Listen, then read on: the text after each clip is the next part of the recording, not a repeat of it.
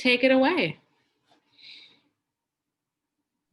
All right. Thank you so much, Miss Brooke. And like Miss Brooke said, my name is Miss Julie, and I am so excited to be with CMI this year through our partnership with Paving the Way. So this morning, the holidays are coming up, as we all know, and we are going to talk about the holiday blues. You might have heard of or experienced them. And so for context, we want to discuss what changes in mental health typically occur during the winter holidays? How much of holiday blues is a myth and what actually happens?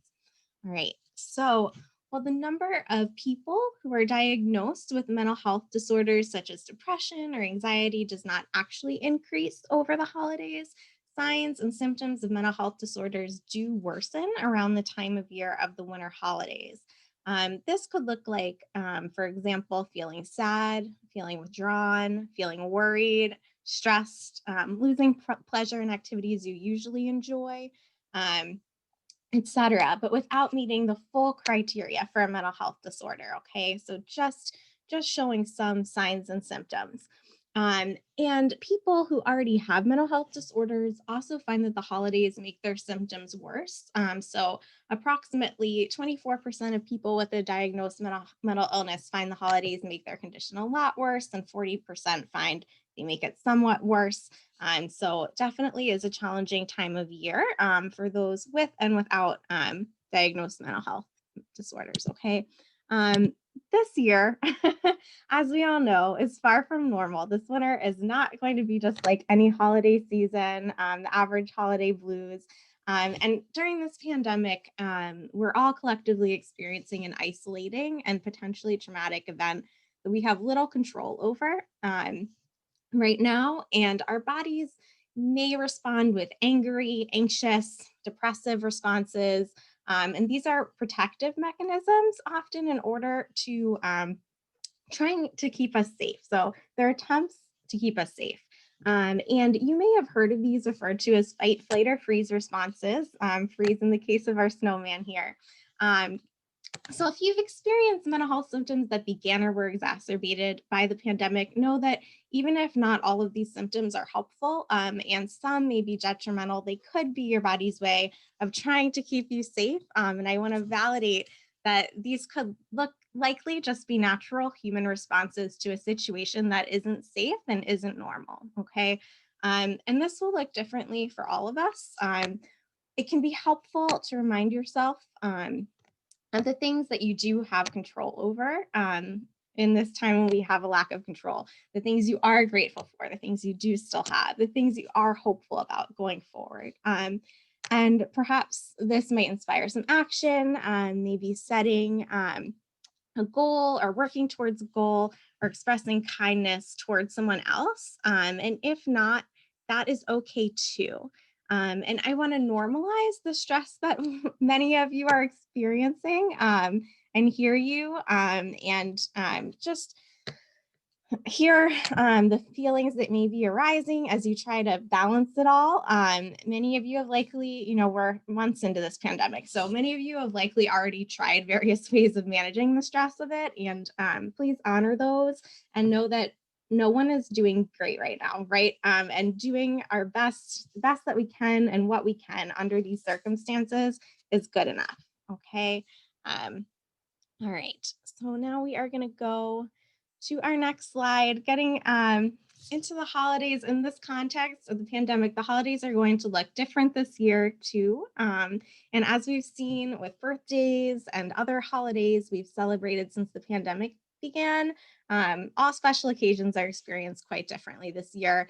And since the winter holidays typically bring out those holiday blues, shifts in moods and behaviors, this year, restraints caused by the pandemic are going to add new dimensions, whether feelings of sadness, loss, isolation, and disappointment if we are choosing to stay homebound, or worry if we haven't yet decided how we're going to handle the holidays, or about our health during an event we plan to attend, or anger due to relatives having different ideas about safety protocols and the best way to celebrate the holidays this year.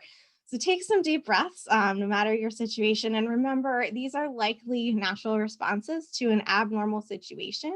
and acknowledging these emotions, allowing yourself to feel them and accepting them is important. And then intentionally taking some time to think and feel through this and process everything in advance of the holidays, right? Before they get here, will help you prepare ahead how you will choose to manage your response and create a more positive experience. So, taking some time, this weekend, the next few days, accepting that this year, right, is going to be different, um, focusing on what is within your control and planning out how you want to celebrate or spend time during this unique holiday break will be key to creating joy. And we will get more into all of that going forward in our presentation.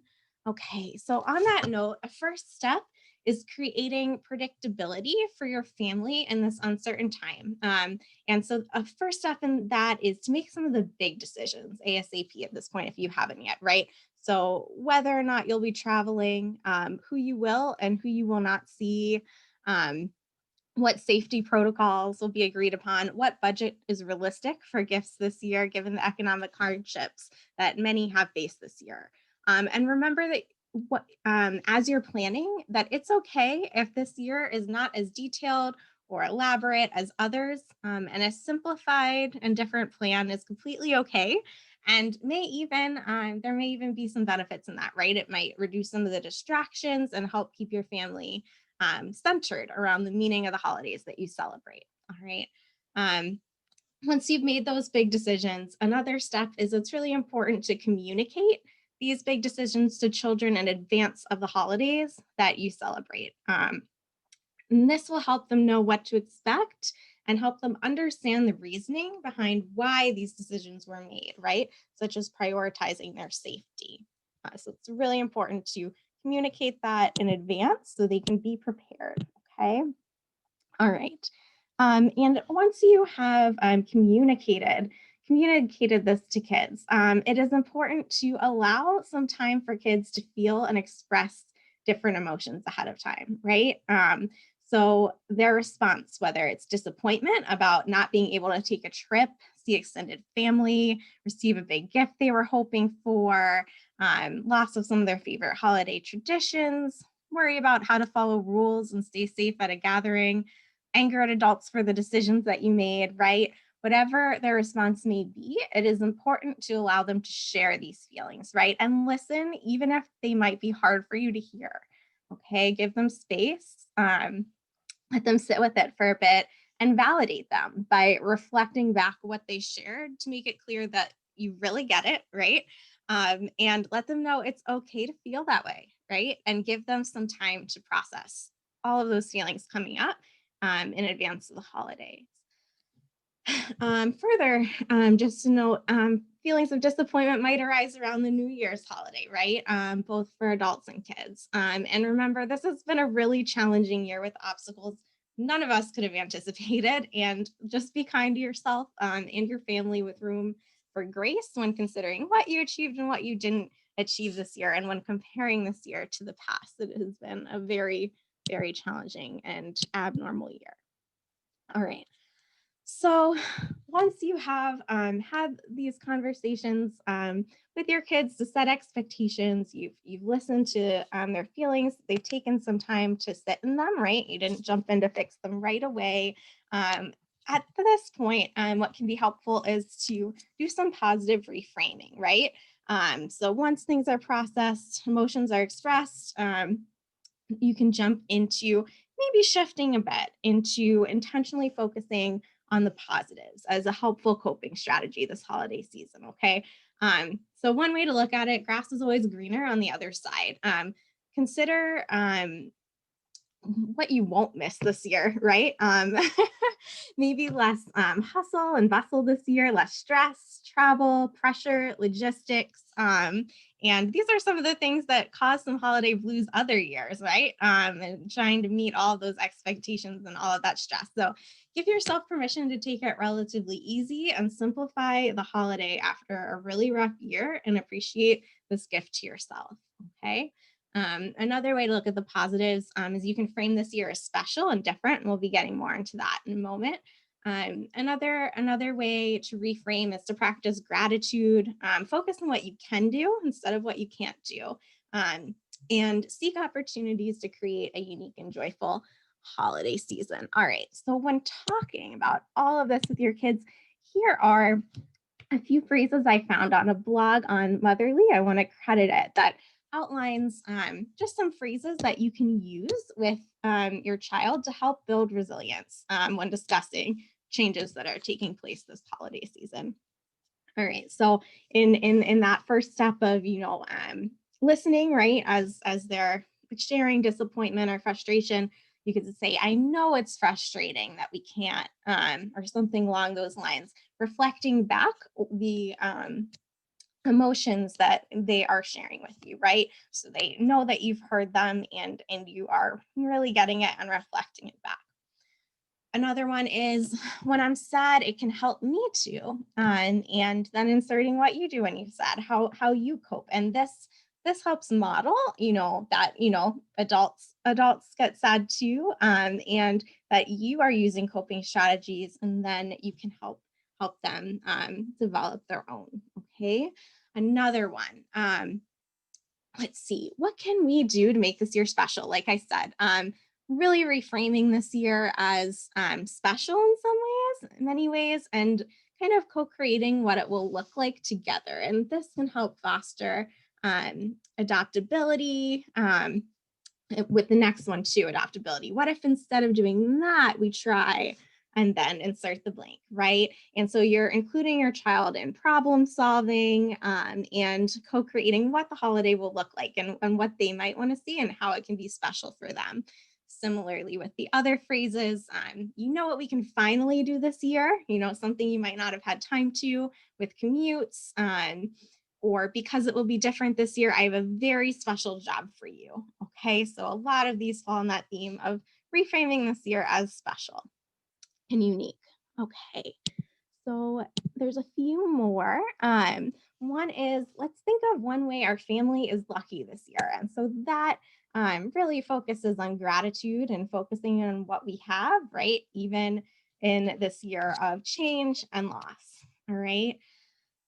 And another, what is something we can do to help another family, right? And so that's focusing again on what you can do, and expressing generosity to others, which can help us feel good as well. Um, you can also have say some phrases that kind of shift the focus to the future, right? Even beyond this year. So instead of just comparing to the past, mention those traditions all started with someone doing it once. Let's start a new tradition this year. And that's something that, you can continue in the future. So this is an opportunity to create new family traditions. And the last one, let's make a list of things we'll do when we can. And this is a way of saying to kids, it's not a no, but it's a not now. It's when it's safer, and we can pull out the list when we can do them. Okay, so those are some phrases that you can use when discussing holidays with your kids to help build child resilience. And all right, so I think we are going to go into a little bit more about kind of creative opportunities for connecting with your kids at home in your households. Or with whomever you are able to be spending the holidays with in person. So this will be kind of special in some ways for many families, because there'll be more time to spend with immediate family, right? And maybe less with extended family. So with that first piece, give kids a voice and role in creating new holiday activities and rituals that you can do with your immediate family. What would make this year feel special to your kids in positive ways? What do they want to cook? What do they want to do to help, right? Cook that. What games, music, movies, or other fun activities do they want to play? Can they think of any that tie into the key values of the holidays you celebrate? And so just really involving them in co-creating what the holiday will look like, and seeking their input so they are a part of the process, and being creative about how to connect together this holiday. Another thing is, getting out and getting some fresh air, swapping some of that commute time for a nice long walk. Being physically active, of course, helps us feel better, sleep better, prepares us to respond to stressful situations. You could even make it a festive walk, going to look for holiday lights or different decorations, or you could do this on a virtual ride or drive as well. Okay. All right. And then there is, of course, how can we creatively connect with our extended family and friends this year who we might not be able to see in person over the holidays? All right. Again, it would be helpful to get your child's input on these. Some ideas, and it will look differently for everyone, but instead of sharing a meal all around the table together, you could each prepare a similar meal, eat on Zoom at the same time, or each, bring a dish. Let's see, or instead of a meal, you could sing or pray in accordance with the holiday you celebrate. You could build photo albums or care packages for family members. You could swap writing letters to different family members. And you can also help your child think of ways to be generous and kind, like picking a charity to donate to, writing letters to healthcare workers or the elderly, and whatever it is that you choose to do. It could also be fun to document this because this year is unique, and it could be really special to look back on later what you chose to do during this holiday season. Okay. All right. And now it's really important and pertinent to note this year that feelings of disappointment around the loss of a holiday season may compound other experiences of grief and loss that many have endured this year. And the holiday season may also bring up memories of loved ones who are no longer here to celebrate with us. And due to the death toll of COVID-19, this will be, of course, more common this year, unfortunately. And we also know that as a result of racist and oppressive societal systems in our country, these losses have disproportionately affected communities of color. And due to physical distancing, lack of closure, from not being able to say goodbye in person or attend a funeral, all of this is complicating the grief process for many right now. So if grief and loss has impacted your family recently, it will be important to create space to process associated painful emotions and honor these experiences. This could involve finding ways to remember, redefine your relationship with, and maintain emotional connection with the deceased. And one way to do this is through rituals, right? That you can do over the holidays. And these help us accept and acknowledge the reality of the death, provide an opportunity to communicate with the deceased with people we trust, and allow us to cherish the memory of our loved ones and honor them. Okay, so a few examples of rituals could include creating something such as a memory box or a memorial video to honor your loved one, creating a space of remembrance, such as through planting flowers or even keeping a journal. Engaging in an activity that reminds you of your loved one, maybe reading their favorite book, watching their favorite movie, eating their favorite food, whatever it might be. And it can be helpful to think creatively about how to connect with others in this process. So you're not alone, not alone in your grief, right? So for example, you can tell stories about your loved one together, or share poems about your loved one, write a thank you note to someone who might have had a positive impact on your loved one's life, light a candle in remembrance along with others, or enjoy your loved one's, like I said, favorite activity together rather than you just doing that by yourself. Okay. So that is some framing on grief and loss. And if this has impacted your family, we are happy, of course, to answer any questions after and hang around as with anything else in the presentation. So to go back into to our our holiday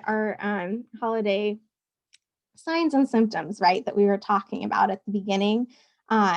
Whether you are feeling down about, right, missing loved ones and missing loved ones and traditions over the holidays, right? Whether the people you're missing are across the country and you can't celebrate traditions with them, or if they're deceased, or if you're worried about safety protocols at a gathering you plan to attend, please remember that many of us show common symptoms of depression and anxiety from time to time This is natural, it's part of being human, and it is completely normal for minor or temporary shifts in mood or behavior to occur around the holidays when many experience those holiday blues. But what is important is recognizing major and persistent changes in mood or behavior, right?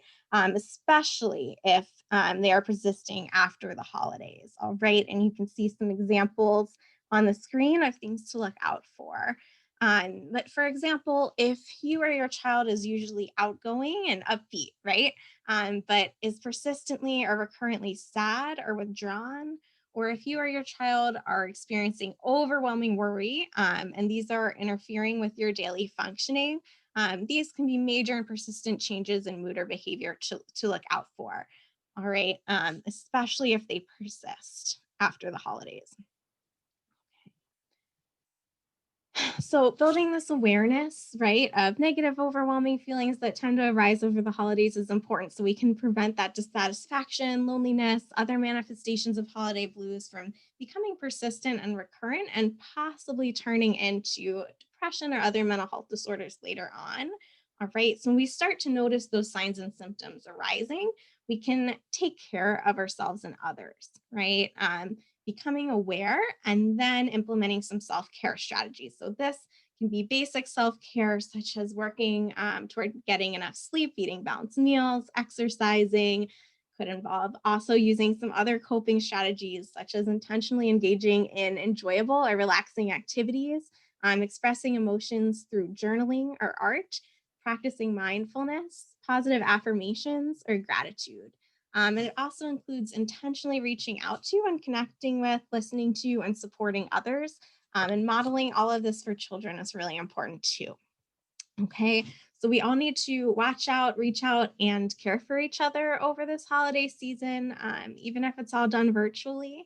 And if you recognize major, persistent, concerning changes in mood or behavior that you want to connect with a professional for more intensive mental health support, or if you want to facilitate this connection for someone you care about and are concerned about, it is important to be able to recognize those changes. Okay. So we are going to go into accessing that professional support if it is something that you think could be beneficial. So as Brooke mentioned earlier, through a partnership with the agency I work for, Paving the Way MSI Behavioral Health Clinic, as part of DCDBH's school-based expansion program, students at CMI can now be connected either to me or a different Paving the Way clinician for trauma-informed therapeutic services. Other students may be best served by CMI school counselor or a different external provider.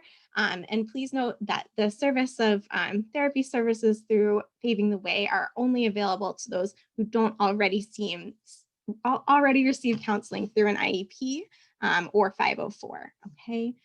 And if you think your child might benefit from receiving therapeutic or counseling services, please complete the therapy referral form, and we can send out the link.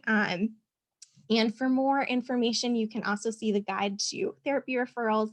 This should all be included in the recent class weekly newsletters, so you can find it there.